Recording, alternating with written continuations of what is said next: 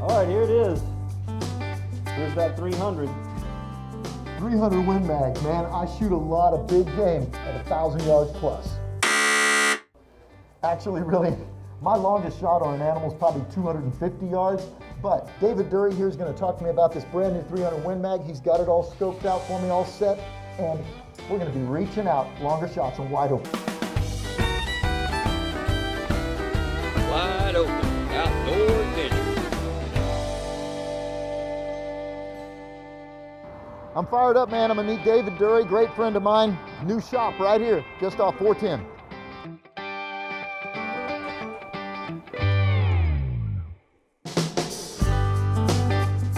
Tell us why the 300 Win Mag is so popular for bigger game.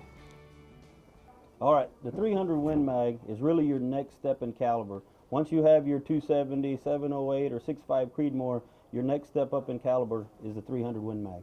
All right, the larger caliber for longer distance or larger animals, the 300 Win Mag is a really good caliber for your next step up after you have already had your 270, 708.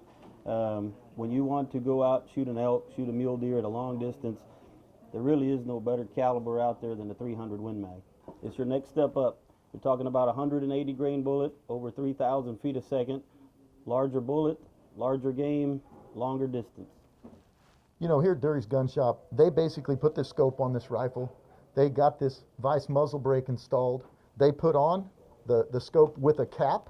Basically, you just rotate it one setting ahead to 200 yards, 300 yards, 400 yards. It's completely dialed in. I've got a jewel trigger installed. They put that on this rifle also. And they took it to a shooting range and shot it in and tried different grain bullets. So here at Dury's Gun Shop, you can buy the gun and they can put it together for you, get it dialed in, and they hand it to you, and you're ready to hunt. Hey guys, Dave Altiero, Wide Open Sportsman on YouTube. I'm here at Dury's Gun Shop with David, a great friend of mine, and his mom, Betty. And we're going to talk a little bit about the history of Dury's Gun Shop in South Texas. This is my mom, Betty Dury. She and my dad started this place in 1959. We've done this for over 60 years. She was a crucial part into putting this place together. Tell them a little bit about how you got started. John started the gun shop in his mom and dad's garage in 1959. I came involved in it when I met him in 1967. I worked in the gun shop with him there in 67. We built the building on South Cross in 1973. We were on South Cross for 30 years. Then we moved to Hot Wells. We were there 15 years. And now we've been in our beautiful new location for a year. It's been a long journey, but a wonderful journey to see how the gun shop has progressed through the years. Amazing, amazing. I see, David, tell us a little bit about John Dury here, a little bit about going further back in time. So my great-grandfather, he started gunsmithing back in the late 1800s, early 1900s. So it's really been a very long tradition as Dury's Gun Shop starting that far back. 4 generations in the gun business, 3 generations of gunsmiths. So we've gone a long way. That's amazing. So is this one of the first lathes? I think you said that your grandfather or great-grandfather used this lathe right here? So yes, he back in the in the early 1900s, he bought this machine, and it's a pedal lathe. We don't think about these things, but no electricity back then. So he actually sat on here, pedaled it, and did all of his machine work right here on this pedal lathe. My dad also started on this, making firing pins and things, learning the gunsmith trade. WideOpenSportsman.com. Ruts on, wide open style. We love to hunt the big bucks. Check it out. Subscribe today. Roger that. You know, some people think about guns and they think about home protection. They think about hunting. But think about our military.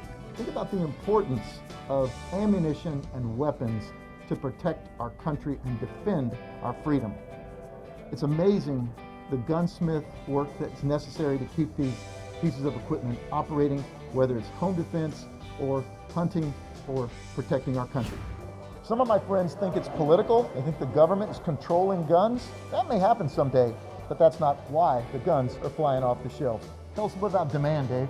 Sure, we've seen a really high demand over the last year.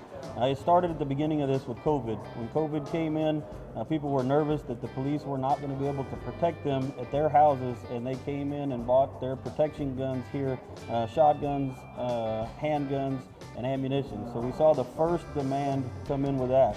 Then right after that, we saw an increase of the demand again when all of the riots happened. Everybody got a little nervous that there was going to be some riots in this city and in a lot of cities. We saw demand go up again. Guns, ammo, again, started to fly off the shelf. Then the third thing that came along was the presidential election. Obviously, with a Democrat getting in, we're going to have a little bit more likelihood to have them regulate guns and ammunition, possibly, right? So we saw another increase in demand. But ammunition and gun companies, they are running 24 hours a day, 7 days a week. As far as we know and the people that we've talked to, you don't see any evidence of the government stepping in to try to limit ammunition or gun production.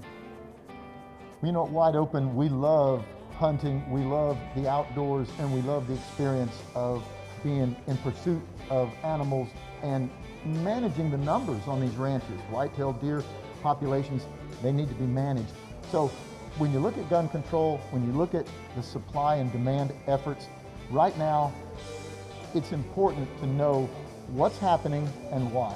And David Dury's got a lot of guns here still on the shelves. Contact my friends here at Dury's Gun Shop for home protection, hunting, and also they supply the military as well. So thanks for all you do, David. Thank you. Click subscribe, and you'll be on your way to the next Wide Open adventure.